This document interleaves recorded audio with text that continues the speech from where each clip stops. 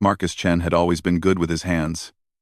Whether fixing broken hydroponic systems on mining stations or rebuilding fusion cores in deep space, his fingers moved with practiced confidence.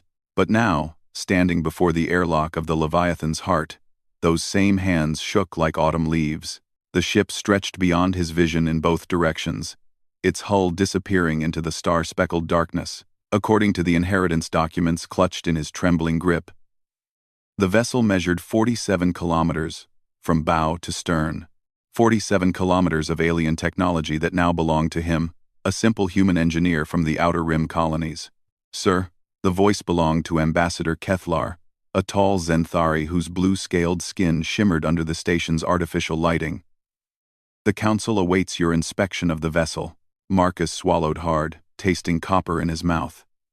3 months ago, he'd been crawling through ventilation shafts on Prometheus Station, fixing air recyclers for miners who could barely afford to pay him. Now he stood in the most prestigious docking bay of Galactic Central, about to board a ship that could probably house the entire population of his home colony. The inheritance had come from Professor Elena Vasquez, his old engineering instructor from the academy.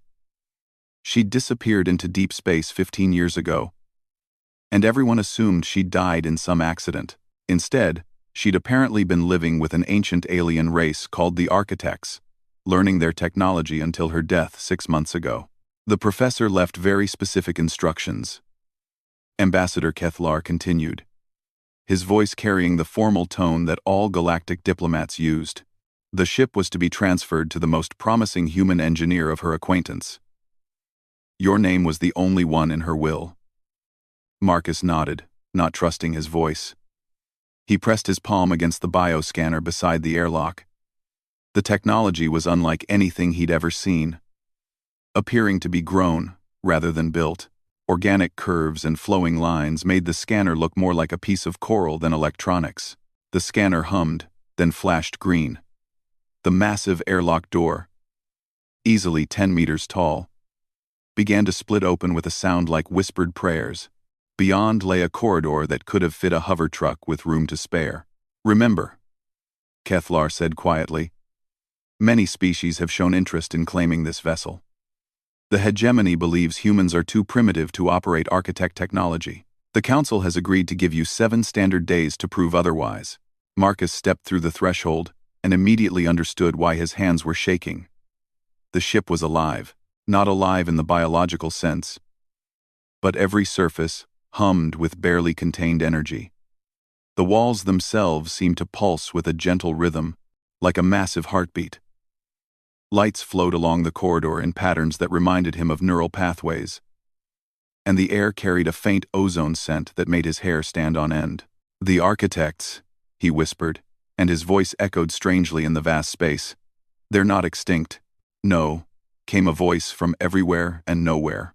Marcus spun around, but the corridor remained empty except for him and the ambassador. We are not extinct, Marcus Chen. We are sleeping. The voice spoke in perfect English, though Marcus could hear harmonic undertones that suggested it was being translated from something far more complex. Ambassador Kethlar had gone completely still, his scaled skin turning pale blue. You are the one Elena Vasquez chose, the voice continued. She spoke often of human potential, though we found her claims difficult to believe. Humans are young, impulsive. Your technology is primitive compared to the great galactic powers.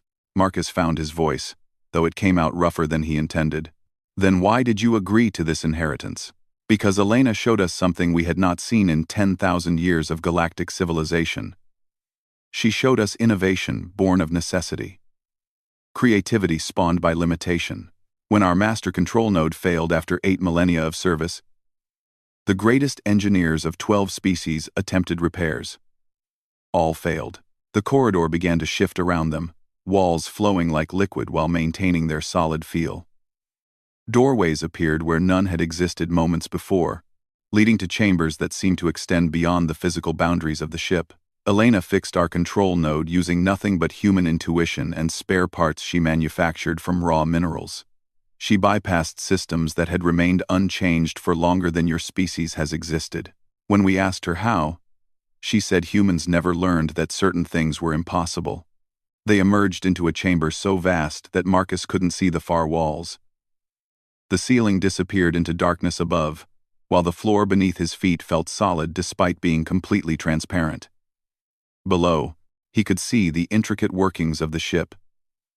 Millions of components moving in synchronized harmony, like the inside of a cosmic watch. This is the navigation heart, the voice explained. From here, the Leviathan's heart can travel between any 2 points in the galaxy in less than 3 standard days. It can generate gravitational fields, manipulate time within local space, and create or destroy matter at the quantum level. Marcus approached the central console, a flowing sculpture of living metal and crystalline projections. As he drew near, holographic displays materialized in the air around him, showing star charts that included systems he'd never heard of. The data was overwhelming. But somehow his engineer's mind began to parse the information, finding patterns in the chaos. "The ship responds to you," Ambassador Kethlar said, his voice filled with wonder. "The displays only activate for authorized operators. Elena programmed it to recognize human biopatterns," the ship's voice explained. "But authorization requires more than genetics. It requires understanding." Marcus reached out tentatively toward the central control matrix. The moment his fingers made contact, the universe exploded inside his mind. He saw the birth of stars and the death of civilizations. He felt the weight of galactic politics, where species rose and fell based on their technological prowess and military might. He experienced the slow decline of the architect race, once the galaxy's greatest builders, now reduced to sleeping minds within ancient vessels. But most importantly, he understood the ship. The Leviathan's heart wasn't just a starship. It was a repository of knowledge, containing the accumulated scientific discoveries of hundreds of species across millions of years. It was a traveling laboratory, a diplomatic envoy, and when necessary, a weapon capable of cracking planets. And it was broken. Not obviously broken, not in ways that conventional scans would detect, but Marcus could feel the flaws in its systems, like physical pain. The quantum resonance chambers were operating at 60% efficiency. The temporal stabilizers were developing harmonic distortions that would become critical within months. The consciousness substrate that housed the architect minds was slowly degrading, like a computer hard drive developing bad sectors. "You see," the voice said softly, "we are dying. Not just we, architects aboard this vessel, but the ship itself. Our technology was designed to last forever. But nothing truly lasts forever. We need someone who can think differently, who can find solutions we cannot imagine." Marcus pulled his hand back from the console, gasping. The knowledge download had left him dizzy, but also exhilarated. For the first time in his life, he was looking at problems that truly challenged him. "The other species," he said slowly, "they want to claim the ship for themselves. The hegemony wishes to add it to their fleet," Ambassador Kethlar confirmed. "The Zephyrian Empire believes they can reverse engineer the technology. Even the peaceful Harmonic Union sees the strategic value of controlling such a vessel. But they're all thinking about it wrong," Marcus said, his confidence growing. "They're looking at it like a possession to be owned, like a tool to be used." The ship's voice carried what might have been amusement. "How should they look at it, human engineer?" Marcus smiled. And for the first time since entering the ship, his hands were steady, like a patient to be healed, like a friend to be helped. He walked back to the control matrix, this time without hesitation. The holographic displays responded to his presence.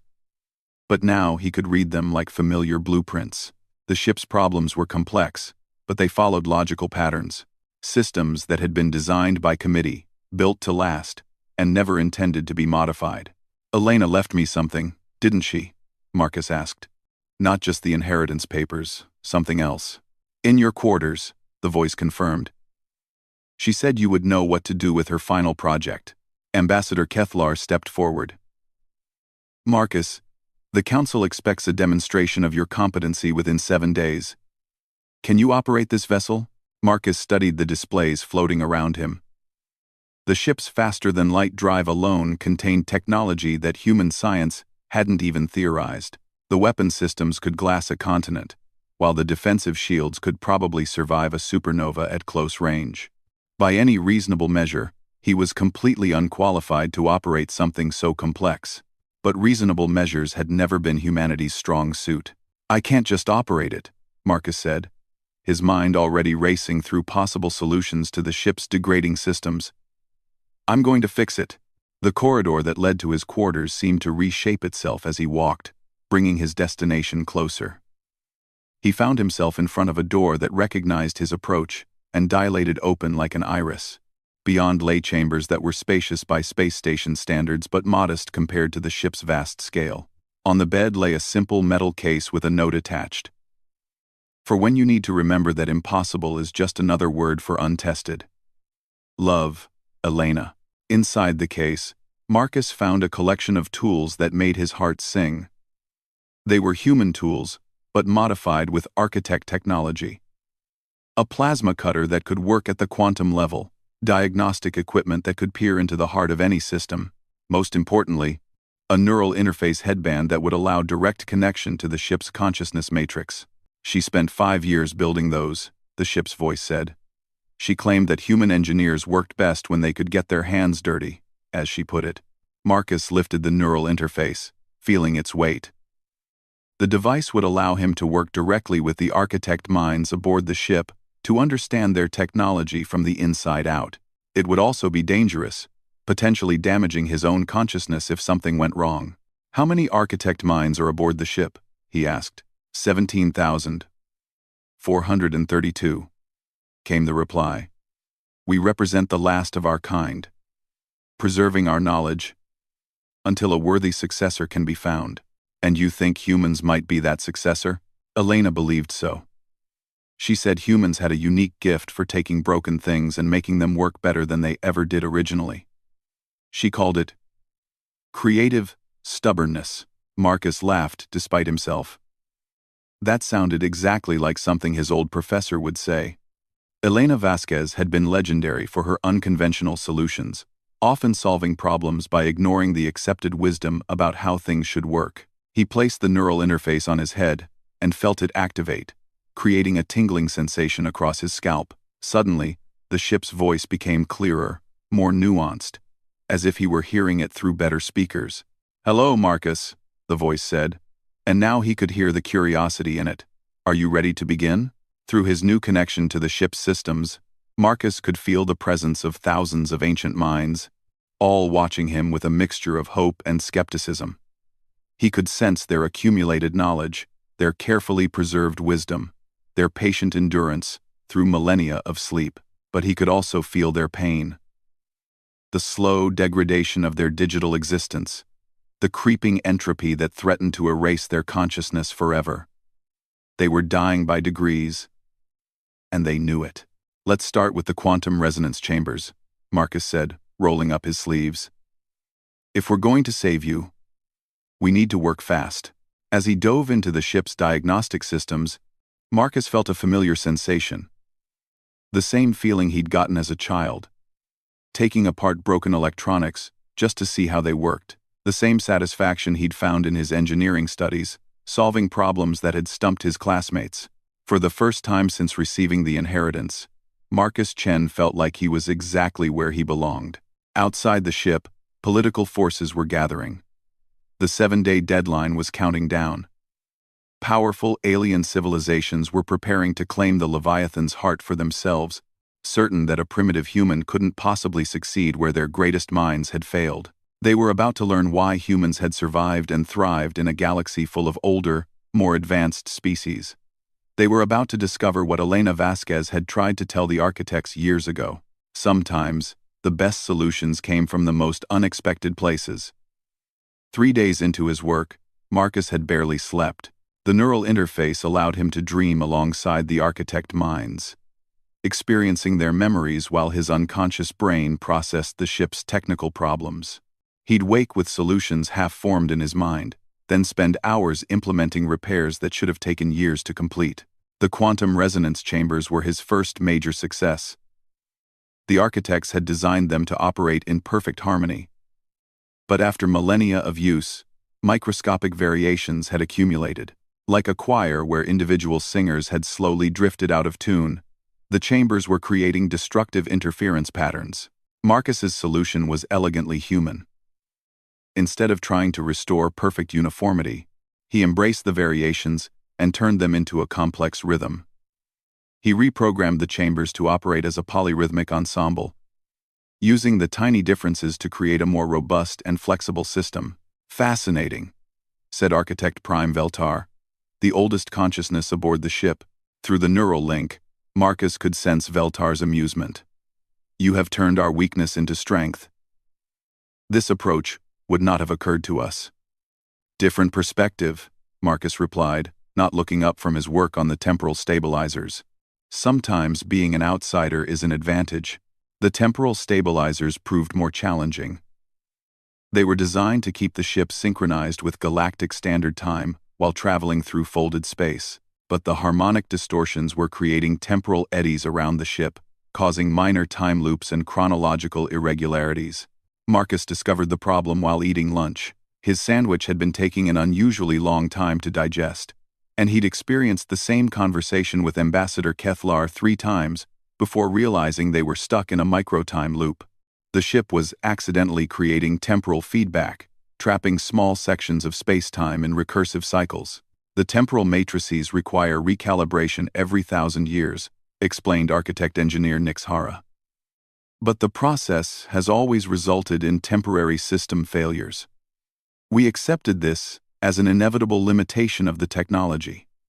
Marcus studied the temporal stabilizer schematics, his enhanced human perspective revealing patterns the architects had missed. Their approach was purely mathematical, treating time as an equation to be balanced. But Marcus had grown up on stations where power failures were common, where engineers learned to build redundancy into every system. "You're treating time like it's fragile," he said, making notes on his tablet. "But time is actually incredibly resilient. It wants to flow forward. We just need to give it multiple paths to follow." Instead of trying to control time perfectly, Marcus created a temporal mesh network. Multiple smaller stabilizers working in parallel, each handling a portion of the chronological load. If one failed, the others would compensate automatically.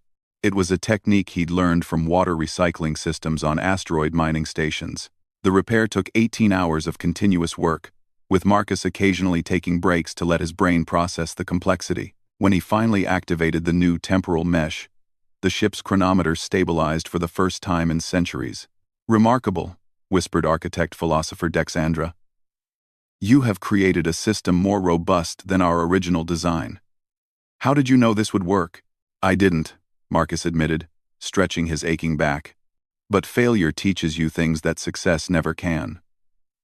Humans have failed a lot. So we've learned to build systems that can fail gracefully." Ambassador Kethlar appeared in the engineering section, his blue scales now showing stress patterns that indicated considerable anxiety.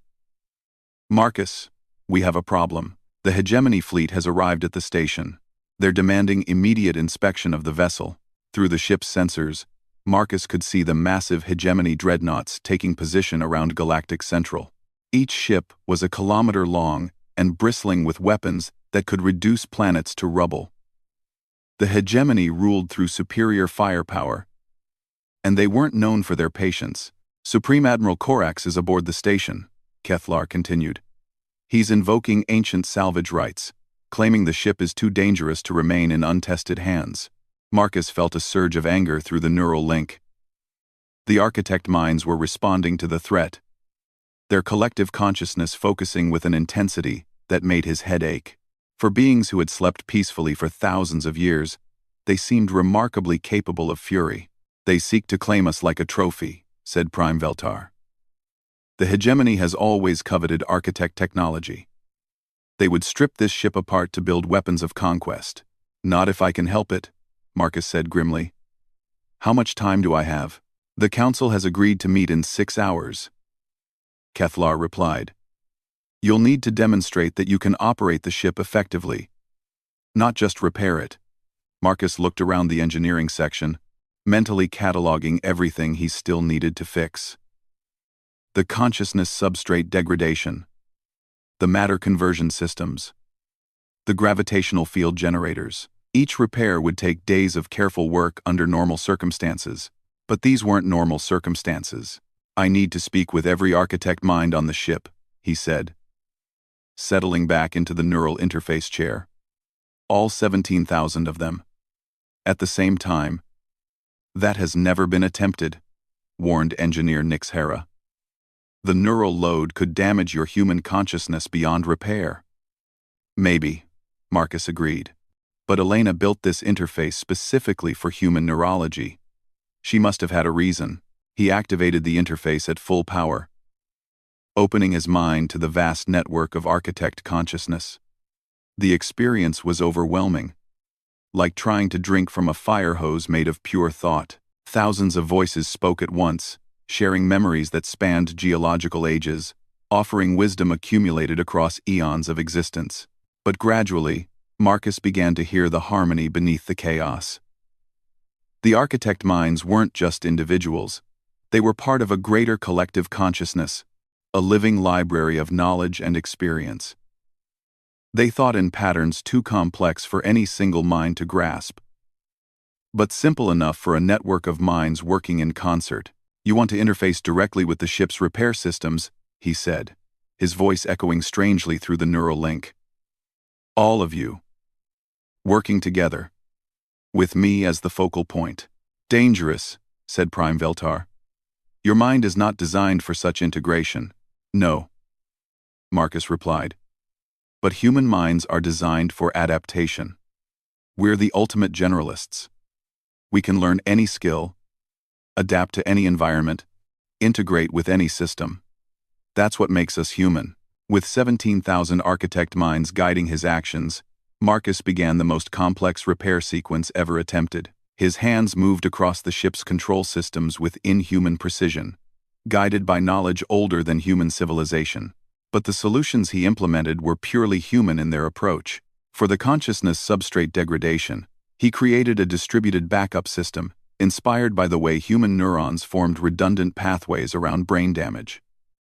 Instead of storing each consciousness in isolation, he networked them together so that damaged sections could be reconstructed from neighboring memories. The matter conversion systems received an upgrade based on human recycling technology. Rather than converting matter with perfect efficiency, the new system accepted that some waste was inevitable, and built mechanisms to capture and repurpose that waste into useful materials. The gravitational field generators were perhaps his most audacious repair.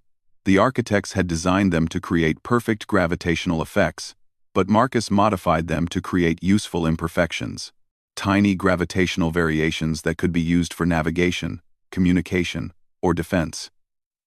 He turned the ship's gravity well into a multi-tool.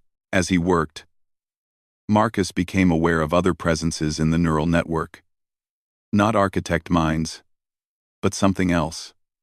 Something watching. "Who's there?" he asked, pausing in his repairs. "Observers," replied Prime Veltar. "Representatives of other species, monitoring our progress through quantum entanglement communicators. The entire galaxy is watching what happens here." Marcus could feel them now. Alien intelligences observing through advanced technology. The curiosity of Zephyrian scientists. The calculating interest of harmonic union philosophers. The aggressive impatience of hegemony military minds. All of them waiting to see if a single human could succeed where their greatest experts had failed. "Then let's give them something worth watching," Marcus said.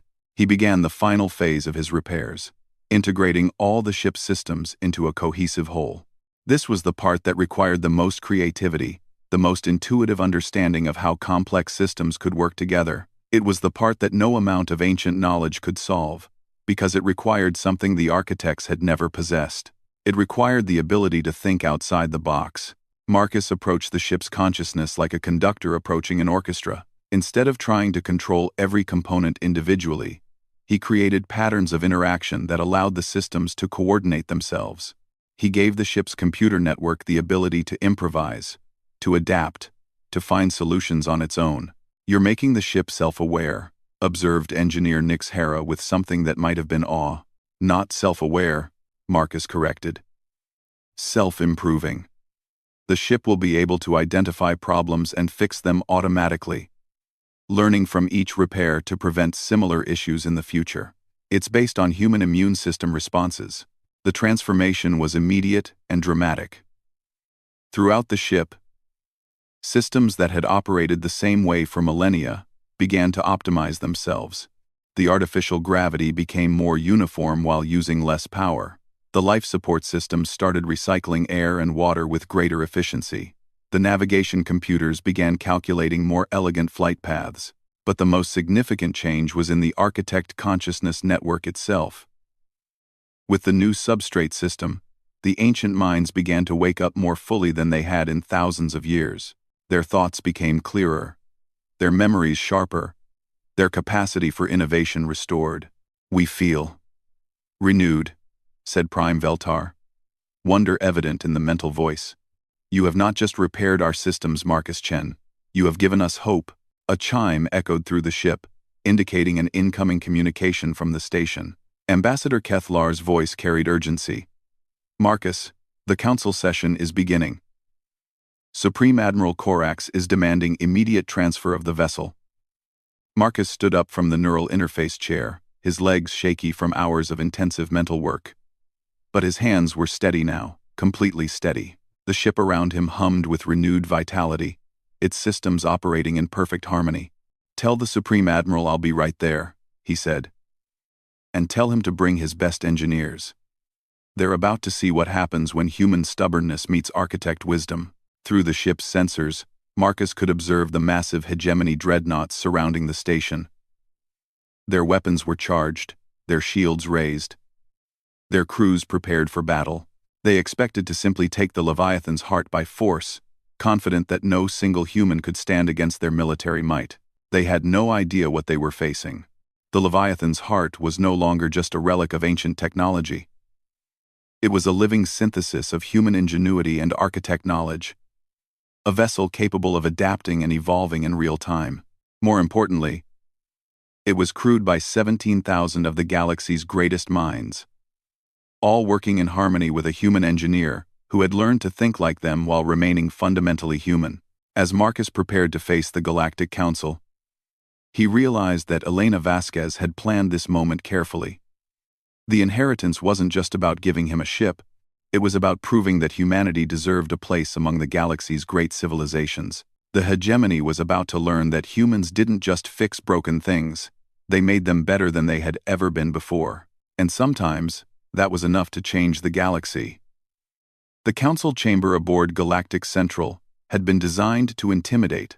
Representatives from 47 species sat in tiered galleries that rose toward a domed ceiling painted with the history of galactic civilization. At the center of the chamber, a single platform waited for those called to testify. Marcus stepped onto the platform, acutely aware of the thousands of eyes focused on him. In the highest gallery, Supreme Admiral Corax of the Hegemony sat like a statue carved from black stone. His species, the Drakari, had evolved from predators, and their military bearing showed in every line of their bodies. Corax's 4 arms were crossed across his chest, each hand large enough to crush a human skull. Human Marcus Chen, intoned Counselor Prime Thexeron, a crystalline being whose voice resonated with harmonic frequencies. You stand accused of unlawfully possessing technology beyond your species' comprehension. How do you answer these charges? Marcus took a deep breath, feeling the neural link connecting him to the Leviathan's heart. Through the ship's sensors, he could monitor the positions of every vessel in the station's vicinity. The Hegemony fleet had been joined by Zephyrian science ships and Harmonic Union diplomatic vessels. Everyone wanted to witness this moment. I answer that the charges are based on false assumptions, Marcus said, his voice carrying clearly through the chamber's acoustics. You assume that advanced technology requires advanced understanding. But some problems don't need complex solutions. They just need the right perspective. Supreme Admiral Corax leaned forward, his voice a low growl. Human arrogance. Your species has existed for barely a moment. In galactic terms, you have contributed nothing to civilization except chaos and war. We've contributed adaptation, Marcus replied calmly. Every species in this chamber evolved on their homeworld and then tried to recreate those conditions wherever they went. Humans learned to adapt to any environment, to work with any technology, to find solutions that don't rely on overwhelming force. "Prove it," said Corax, rising to his full 3-meter height. "Demonstrate that you can operate architect technology without destroying it. Show us something our greatest engineers could not achieve." Marcus smiled, placing his hand on the testimony platform's built-in communicator. Through the neural link, he could feel the architect minds aboard the Leviathan's heart stirring with anticipation. "Leviathan's heart," he said simply. "Please join us in the council chamber." The chamber fell silent. Then, Ambassador Kethlar's scales turned pale blue as he whispered, "Marcus, the ship is 47 kilometers long. It cannot possibly fit in this space." "No," Marcus agreed. The air in the center of the chamber began to shimmer. Reality twisted and folded as the Leviathan's heart demonstrated one of its most advanced capabilities: selective, dimensional manifestation. A section of the ship's consciousness core materialized in the chamber, bringing with it the presence of 17,000 architect minds. "Greetings, Galactic Council," said Prime Veltar, the ancient voice now speaking through the materialized core. "We have been asleep for too long. It is time we rejoined the galaxy." The chamber erupted in chaos. Representatives leaped to their feet, some in terror, others in wonder. The hegemony delegation immediately activated personal shields, while the Zephyrian scientists began frantically taking readings with portable sensors. "Impossible," breathed Supreme Admiral Corax. "Architect consciousness cores have been dormant for millennia. They cannot be awakened." "They were never truly asleep," Marcus explained. "They were waiting for someone who could help them evolve beyond their original design. The architects built their technology to last forever, but they forgot that forever is a very long time. Eventually, even the most perfect system needs to grow." Through the neural link, Marcus felt the collective attention of the architect minds, focusing on the council chamber. Thousands of ancient consciousnesses were studying the gathered representatives, analyzing their technology, their social structures, their potential for growth. "We have observed the current state of galactic civilization," Prime Veltar announced. "We see species locked in eternal competition, each believing their way is superior. But evolution requires cooperation, not conquest." Counselor Prime Thexaron spoke, her crystalline form resonating with uncertainty. "Honored architects, your return changes the balance of galactic power. How can we trust that you will not reclaim your former dominance?" The answer came not from Prime Veltar, but from Engineer Nix Hara, speaking through the consciousness core with what Marcus had learned to recognize as architect humor. "We have learned something important from Marcus Chen and his species. True strength comes not from controlling others, but from enabling others to control themselves. We do not wish to rule the galaxy. We wish to teach it." Supreme Admiral Corax stepped forward, his 4 hands now resting on ceremonial weapons. "Pretty words, but the hegemony deals in reality. You possess technology that could tip the balance of power. That makes you a threat. To your hegemony, perhaps," Marcus said, "but not to the galaxy." Marcus gestured, and the materialized consciousness core began to display holographic images. Star charts appeared in the air above the assembly, showing trade routes, resource flows, and territorial boundaries. "The galaxy's current political structure is based on scarcity," he explained. "Every species fighting for limited resources, limited territory, limited influence. But architect technology could change that. Imagine ships that could terraform dead worlds in decades instead of centuries. Imagine matter converters that could turn asteroids into anything you needed. Imagine energy sources that could power entire civilizations without depleting anything." The holographic displays shifted, showing theoretical projections of what galactic civilization could become. Worlds blooming with life, species collaborating on massive engineering projects, the expansion of civilization into previously uninhabitable systems. "This is what we offer," Prime Veltar said. "Not conquest, but transformation. Not dominance, but partnership." "Under whose leadership?" demanded Corax. Who controls this technology? Who decides how it's used? That, said Marcus, is the beauty of the human approach.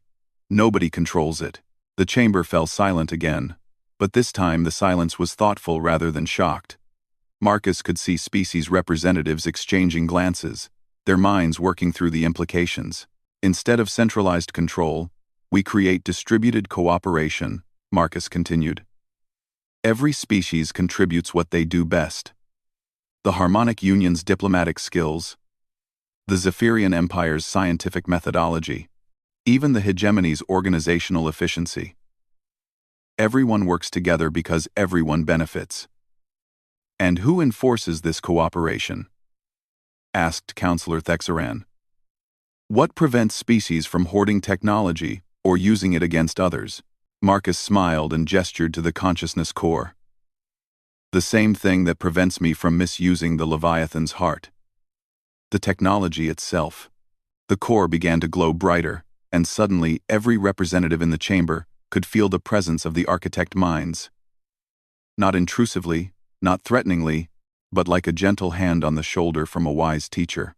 We have integrated human adaptive algorithms into our core programming, explained engineer Nix Hara. The technology now learns from its users. It responds positively to cooperation and innovation. It becomes less effective when used for conquest or oppression. The ships will work better for species that share knowledge, Marcus added. The terraforming equipment will be more successful for those who work together. The matter converters will be more efficient for those who use them to help others. The technology itself encourages cooperation. Supreme Admiral Corax looked thoughtful for the first time since entering the chamber. And if a species tries to use this technology for conquest, then they'll discover that human stubbornness goes both ways, Marcus said. The technology will be politely uncooperative. Systems will develop mysterious glitches. Navigation computers will suffer from convenient calculation errors. Matter converters will produce exactly what you need, just not quite how you expected. The architect consciousness rippled with what Marcus had learned to recognize as collective amusement. We call it creative resistance, Prime Veltar added, another human innovation. For several long minutes, the council chamber remained silent, as representatives considered what they had heard. Marcus could feel the tension in the air. The weight of a decision that could reshape galactic civilization. Finally, Counselor Thexaran spoke. This is unprecedented. We need time to consider the implications, to consult with our governments. Time is something we have in abundance, Prime Veltar replied. We have waited 10,000 years. We can wait longer. But, Marcus added, waiting too long carries its own risks. He gestured again. And the holographic displays changed to show current galactic problems. Resource wars, failing terraforming projects, species on the brink of extinction due to environmental collapse. The galaxy is facing challenges that no single species can solve alone, he said. Climate change on a galactic scale, resource depletion, the expansion barrier that prevents civilization from spreading beyond the current territorial boundaries.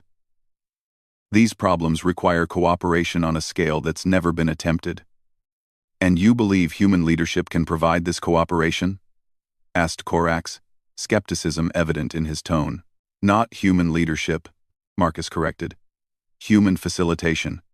We're good at getting different groups to work together. Mostly because we've had to learn how to do it ourselves. Humans have never been the strongest or the smartest or the most advanced. We've survived by being the most adaptable. The consciousness core pulsed, and Prime Veltar's voice carried what sounded like approval. This is why Elena Vasquez believed in human potential. Your species does not seek to replace others. You seek to enable others to become their best selves. Ambassador Kethlar, who had been silent throughout the proceedings, finally spoke. Marcus, the Council must vote on whether to recognize your claim to the Leviathan's heart. But perhaps the question we should be asking is different. Marcus raised an eyebrow. What question? Not whether you can operate the ship, Kethlar said slowly, but whether you can help us operate ourselves better. It was a profound shift in perspective. and Marcus could see its impact rippling through the assembled representatives. The question was no longer about technology or power or territorial advantage. It was about whether the galaxy was ready to evolve beyond its current limitations. "I can't promise success," Marcus said honestly. "I can't guarantee that every species will cooperate or that every problem will be solved easily. But I can promise that we'll try. And when we fail, we'll learn from those failures and try again." That's what humans do. The vote, when it came, was closer than Marcus had expected. Some species voted for cooperation. Others voted for the traditional approach of competitive advantage. But enough voted for the new paradigm to create a slim majority. As the council session ended and representatives began filing out of the chamber, Supreme Admiral Corax approached the platform. Up close, the Drakari leader was even more intimidating. But Marcus stood his ground. "Human," Corax said quietly, "you have created something unprecedented. The hegemony will watch your progress with great interest." "I hope so," Marcus replied. "We'll need your expertise in logistics and organization. Cooperation this massive will require serious coordination." Corax's four eyes studied Marcus for a long moment. Then, to Marcus's surprise, the Admiral's stern expression cracked into what might have been a smile. "Perhaps there is wisdom in your approach. We shall see." As the chamber emptied, Marcus remained connected to the Leviathan's heart through the neural interface. The consciousness core began to dematerialize, returning to the ship, but the mental connection remained strong. "Well done, Marcus Chen," said Prime Veltar. "Elena would be proud." "This is just the beginning," Marcus replied. "Building the cooperation we talked about will take years, maybe decades." "Then we had better get started," said Engineer Nixhara with characteristic architect practicality. Marcus laughed, feeling a deep satisfaction that had nothing to do with personal achievement. For the first time in his life, he was working on a problem that could truly make a difference. Not just fixing broken systems, but building entirely new ones. As he walked back through the station toward the Leviathan's heart, Marcus reflected on how much had changed in just 7 days. He'd arrived as a simple engineer with trembling hands, overwhelmed by the magnitude of what he'd inherited. Now he was something entirely new. A bridge between species, a facilitator of cooperation, a human who had helped an ancient alien race remember how to dream of the future. His hands were steady now, completely steady. But more importantly, his purpose was clear. The galaxy was about to discover what happened when human adaptability met alien wisdom, when individual genius combined with collective knowledge, when stubbornness served hope instead of fear. It was going to be an interesting few centuries.